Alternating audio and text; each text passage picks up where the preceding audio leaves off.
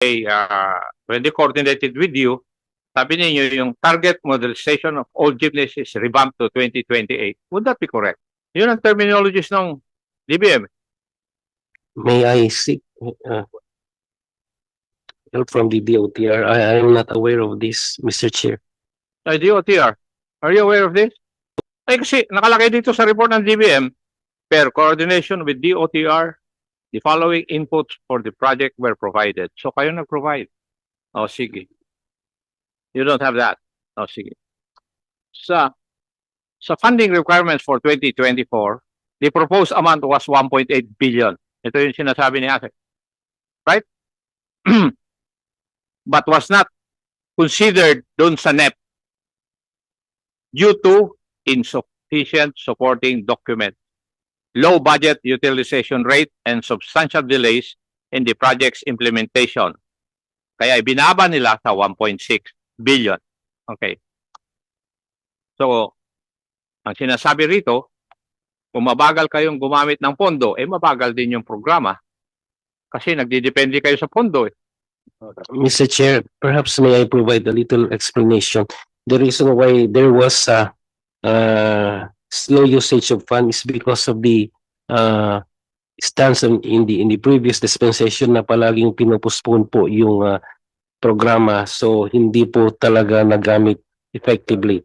But in the current administration where we were firm on the deadlines, we believe that the funds would be used effectively and speedily, Mr. Chair. Hopefully. Now, for my last issue today, for your 2022 public utility vehicle modernization program in its social support compound, the amount was 1.8 billion. Tama? For 2024, Mr. Chair? 2022. Yes, what was allocated is 1.8, but for this, are you referring to the social support, Mr. Chair? No, for the public utility vehicle, I have a copy of the budget of 2022.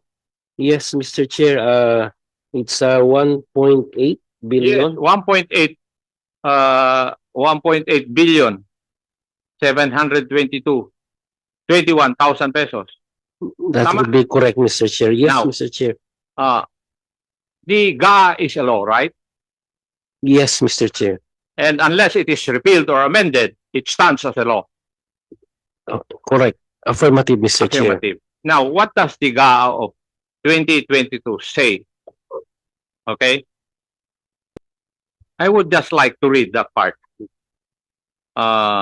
In the GA, the amount of 1,800,721,000 pesos appropriated herein for the public utility vehicle modernization program shall be used to subsidize the equity of modern units for drivers and cooperatives who chose to upgrade to more environmentally friendly and compliant vehicles to ensure a just and equitable transition for transport workers.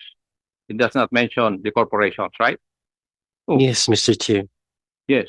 Do you agree, OTC? That's the wordings of the law. And you said that the GA is the law, to which I agree. So, hindi kasama ang corporation sa subsidy. Would you agree? Ayan ang sinasabi ko. It's the wordings of the law. And you are lawyers, Attorney Guadiz and Attorney Yebra. You're lawyers. Would you agree with me?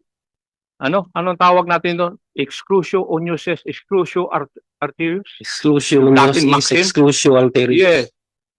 What the law does not include, it should not be included.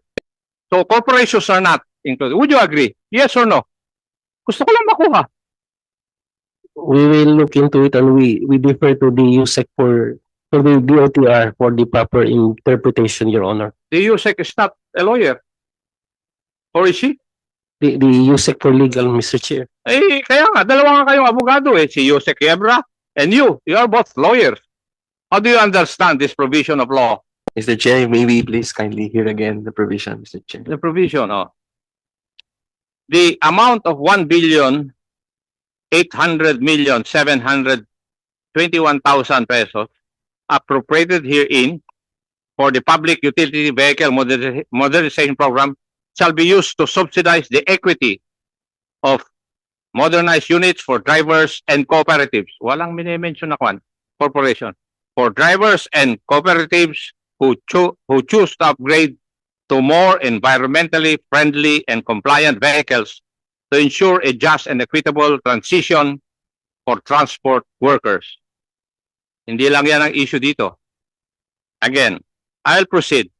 Provided further that a franchise or authority to operate shall be withheld, cancelled, or revoked based on the failure to consolidate given the systemic shortage in public transportation. In other words, no franchise shall be withheld. It's the law. And now you're telling us that there will be no franchise effective January 31, 2024. Has this law been amended? Bakit kayo nagkukuhan? What you're doing is in violation of the provisions of this. How do you reconcile your actions now with this provision of law? So, the third issue, Yusik Yebra. Yes. Provided finally that there shall be transparency and accountability in the use of public funds through the creation of a multi-sectoral governance committee with transport drivers, operators, cooperatives or associations, commuters, academics, and civil society representatives that will provide real-time community feedback and ground reports to improve operations, and a real-time public dashboard on the outputs and outcomes of the use of the Public Utility Vehicle Modernization Fund. Have you created this? If I may be permitted to respond, Mr. Chair. Yeah. If I remember correctly, during 2022, during the time of the previous administration, there were an intergovernment, interagency coordination for the use of that fund, Mr. Chair. And they were very particular about those specific provisions because they wanted to comply. So we will, if you will allow us, Mr. Chair, please allow us to check the records on how the 2022 GA funds were used to see if they were really compliant, Mr. Chair. Yeah, that answers the third issue Yes, Mr. about Chair. the first and the second issue. We- You haven't given me an answer. On the first issue, Mr. Chair, please allow me also to check. But based on your reading, it only mentions cooperatives and drivers, Mr. Chair. Yes. And I understand. And therefore, if we follow this provision of law, yung sinasabi ni Mr. Francisco na yung individual operator can procure. Kasi you cannot force yung pag-consolidate. Allow us to revert, Mr. Chair. Yes. Tama? Tingnan nyo lang ito dahil you might be treading on dangerous grounds. Could you provide the stand of the DOTR insofar as these three issues are concerned officially, Jose Quebra? Yes, Mr. Chair. And with your permission, we will also consolidate with the LTFRB so that we have one position, Yes, Mr. Chair. Thank you. thank you. LTFRB, yung balanse na sinasabi ninyo dito sa pondo ninyo, could you please provide us how you have utilized this? Yes, Mr. Chair, we will do it. Thank you. Balance. The Honorable Manuel is recognized, hopefully, the last interpreter for today. Thank you, Mr. Chair. Mr. Chair, I'd like to request LTFRB to furnish our office a copy. If na-request na rin po kanina, then sa office din po sana namin mabigyan din kami ng kopya ng listahan ng mga approved models ng mga units na pinayagan na pwedeng gamitin in line with the PUV modernization program at sino ang mga manufacturers ng mga approved na models. Now, Mr. Chair, ito po a question that I'd like to address again to LTFRB. Sa lahat po ng mga consolidated franchises, ilan po doon ang ginrant sa mga cooperatives at ilan ang ginrant naman sa mga corporations? Given at least until Monday to provide you with the numbers of the likewise the names of the approved manufacturers and models. Okay, Mr. Chair, we expect na matanggap po ang nire-request nating mga information.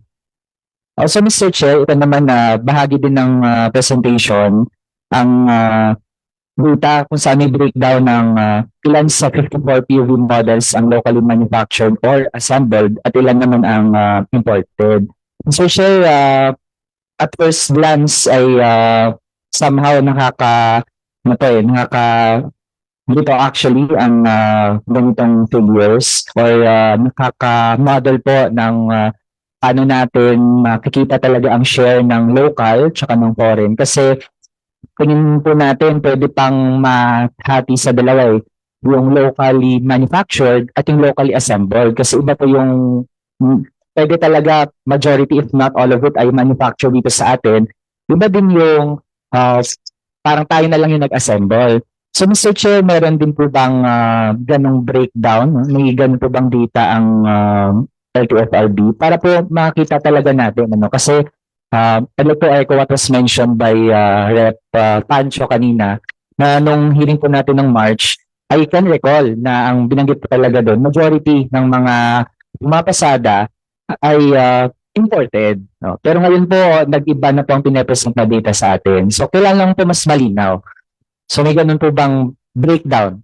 Mr. Chair, part of our partners here are the government financing institutions who can provide likewise the data like Land Bank and BBP, but we will provide you with whatever data is with us until Monday, Mr. Chair. Mr. Chair, why is it that those agencies or institutions are expected to provide the data? Kasi po ang pag-classify naman ng mga units, I think ang mas makakatulong dyan DTI or iba pang mga ahensya, lalo na classification ng POV models ang pinag-usapan po natin. Yes, Mr. Chair, we will comply. Also, when can we expect All of it on Monday, Mr. Chair. Okay, thank you, Mr. Chair.